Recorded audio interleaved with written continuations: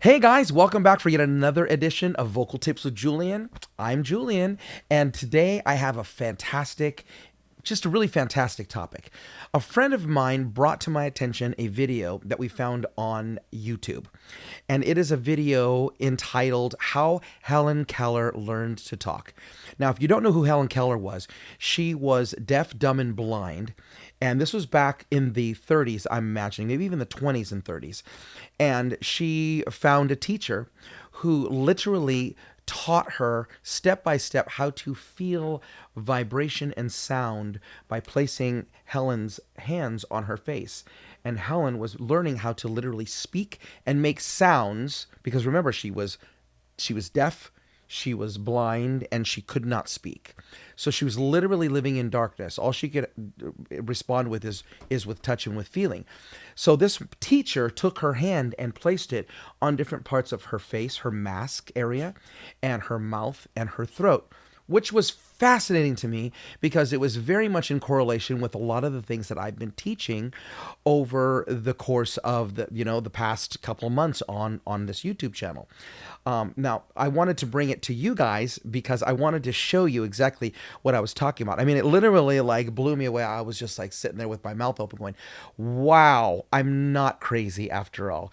My mission and my goal is to really, really, really teach the mechanics of what you're doing and how to do it, how to make the sounds, how to mechanically position yourself so that you can create muscle memory. Because after you create the muscle memory, then it can just become second nature. Then you don't have to think about those things, and then you can just kind of use the emotion, and then everything else will fall into place. So, going back to this video, I'm going to play parts of this video and give you some direct correlations to what I've been teaching. So let's roll the footage, and then I'll give you an example of what I mean, and I'll stop as we go along. She had observed that we did not use the hands when we were talking to each other. And I let her see, by putting her hand on my face, how we talked with our mouths. She felt the vibration. So the very first thing she said right there is she took Helen's hand, who's deaf, dumb, and blind, put it on her face completely like this, open hand. So if you're looking at the video, you can see that she's got two fingers on the mask, two fingers, one finger just under the nose on the top lip.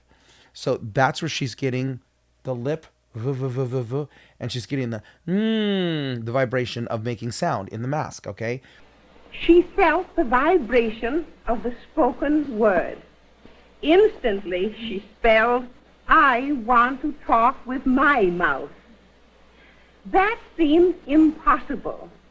But after experimenting for a time, we found that placing her hand in this position, the thumb resting on the throat, right at the larynx, the first finger on the lips, the second on the nose, we found that she could feel the vibration of spoken words.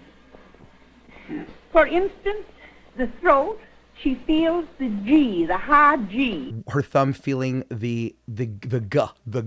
That's on the throat. So I've talked to you about the five chakras of singing. We have the sound supporter and the sound maker. The sound maker is the vocal cords.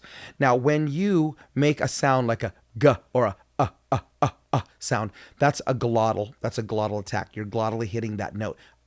I, at, G, Those are all glottal attacks. So she's feeling the vibration that's being made from the sound maker, the vocal cords. I, o, She's feeling that. That's the first thing. Now, let's move on to the second part of that, which is fascinating to me. The. And on the lips, she feels and the K sound. On the lips, she feels the B. So she's saying that on her lips, which I call or make reference to it as being the sound shaper, it's shaping the sound that comes from here out the mouth. She's feeling the B, the B, and the V, and the T. She's feeling the air. She's feeling the air shooting through the teeth. She's feeling the B, the vibration through the sound shaper, which again is a really important element to singing. When you are singing, you want to make as much movement in your mouth in order to shape those words. So let's continue on. With the second finger on the nose, sound. the nasal The sounds, the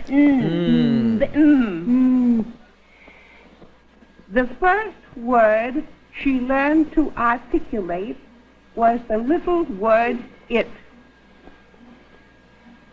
With the hand in this position, I made the vowel I. So She felt it. E I. is it's a closed vowel, it's a wide vowel, but it is very glottal. E, E. Now when it shoots up from here, it's going directly out. It's going through the pharyngeal back here. E. Now, why? Why am I trying to draw this correlation?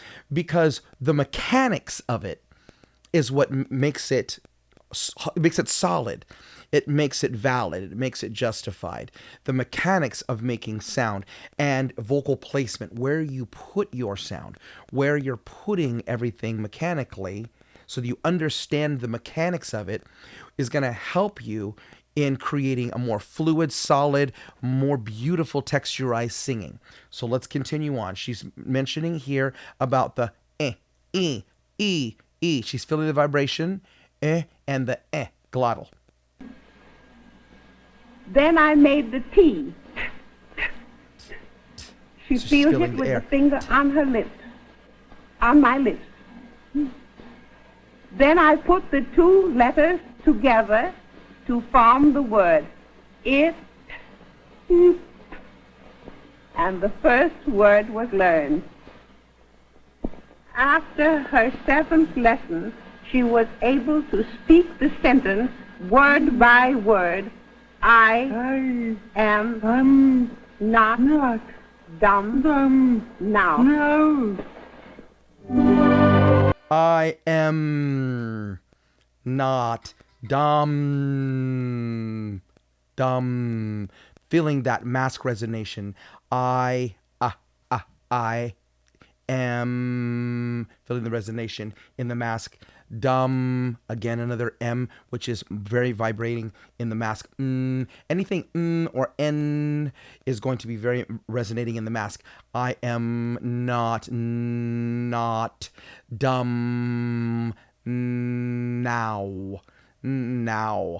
So I just thought that was a fantastic correlation in order to get everyone to recognize that there is validity in being aware of where the sound is coming from. You're supporting your air, which comes from the lungs out through the sound maker, which is the vocal cords, out the mouth. Yes, it comes out the mouth, and you're shaping it as it comes out the mouth, but you're also having a lot of resonance in the head and in the mask, and air and sound coming out of the nose at the same time.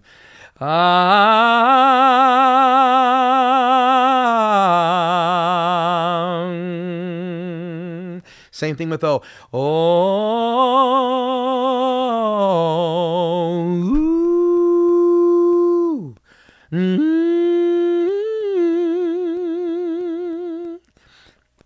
Fascinating. Just fascinating. I hope you enjoyed today's adventures in Vocal Tips with me, Julian, and I hope to bring you some more fascinating content. Thanks so much, guys, and we'll see you next time. Bye now. Beauty comes out of